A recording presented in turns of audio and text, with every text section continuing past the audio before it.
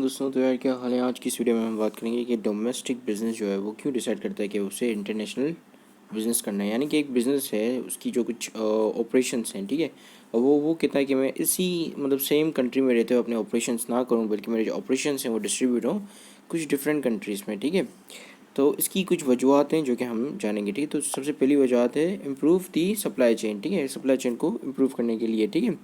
सो हर country के पास जो एक तरह से जो है यूनिक एक्सपर्टीज़ होती है और यूनिक रिसोर्सेज होती है। तो वो क्या करते हैं कि अपनी जो फैसिलिटीज़ हो उनको रीलोकेट कर देते हैं, ठीक है, रीलोकेट कर देते हैं अपनी फैसिलिटीज़ को, ताकि कंपनी जो है कुछ इसी एडवांटेजेस अक्वायर कर सकें जो कि उनकी खुद की होम लैंड में नहीं है, ठीक है। अब जैसे लेट सपोज कि एक कंपनी है, उसको कोई चीप लेबर चाहिए, तो उसको चीप लेबर जो है अपनी लैंड में नहीं मिल पा रहा, ठीक है। यानी कि वो बहुत ही डेवलप्ड कंट्री है जिस कंट्री में वो बिज़नेस कर रहा है। अब उस कंट्री के अंदर जो है कोई भी लेबर ऐसा नहीं है जो कि उसको सस्ते में मिल सके, या उस कंट्री के अंदर कोई ऐसा रॉ मटेरियल जो कि अवेलेबल नहीं है, तो उसको जो है वो रॉ मटेरियल इंपोर्ट कराना पड़ता है। तो उसने कहा कि मैं इंपोर्ट कराने से अच्छा किसी और जगह पे ही अपनी फैक्ट्री लगा लेता हूँ या ऐसी कंट्री में लगा लेता हूँ जिसमें ये रॉ मटेरियल हो, ठीक है।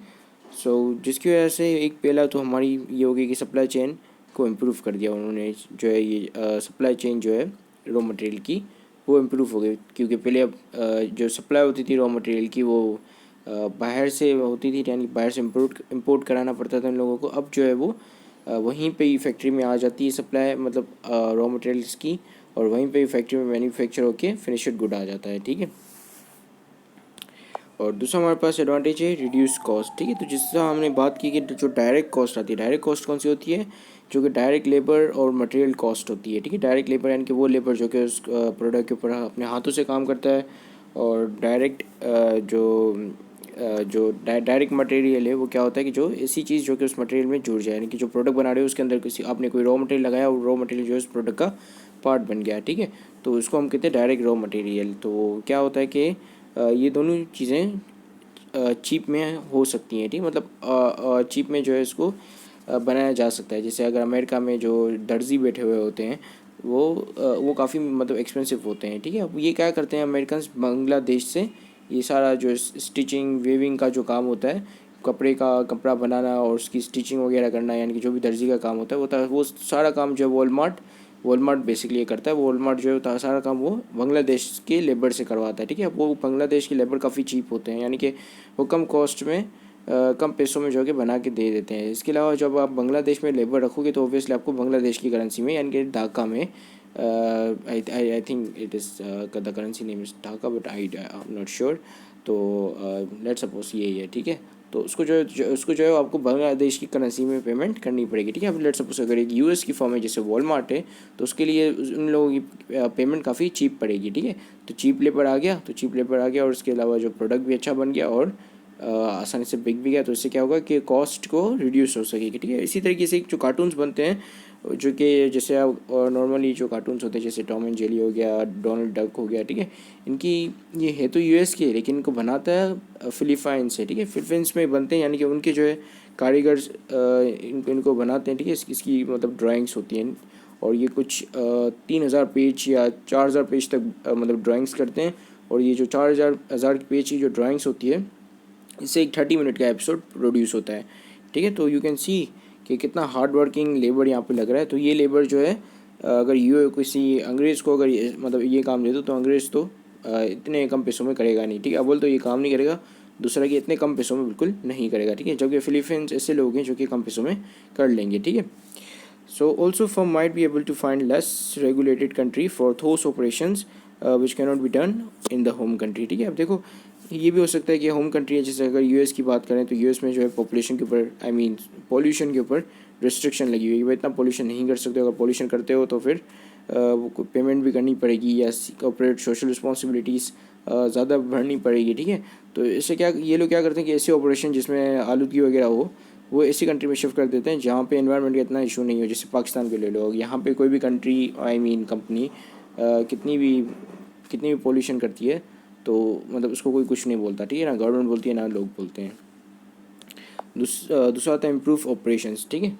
Now a company can adopt improve operations by using techniques that has used by foreign countries. अब देखो एक एक जो कंपनी है वो कंपनी अपने ऑपरेशन को किस तरह इम्प्रूव कर सकती है, वो दूसरे लोगों से सीख कर, ठीक है, दूसरे लोगों को सीख के, यानी कि जो दूसरे फॉरेन लोग हैं वो किस तरह जो अपने ऑपरेशंस करते हैं। जैसे जापान जो है वो काफ़ी मतलब, या इन लोगों से कोलैबोरेट करके भी कंपनी जो ऐसा कर सकती है। जैसे जापानीज़ जो है वो काफ़ी इन्वेंट्री कंट्रोल में काफ़ी अच्छे हैं, ठीक है।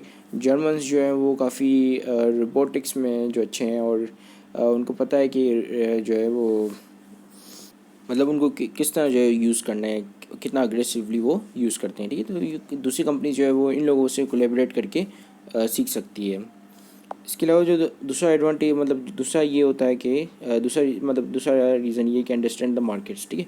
अब दूसरी का मार्केट्स जो होती हैं तो कंपनी जो है उनको भी ग्रैब कर लेती है। जैसे लेट सपोज की कंपनी को पता चला कि जो ये इस तरह के जो लोग हैं उसको ये वाला प्रोडक्ट चाहिए, जिस फॉरेन मार्केट में जो है हमारा ये वाला ऑपरेशन हो रहा है मतलब उस लोगों को ये वाले प्रोडक्ट की ज़रूरत है, तो कंपनी ने वाला प्रोडक्ट भी वहाँ पे बना के उसको उन लोगों को बेचना भी शुरू कर दिया, ठीक है।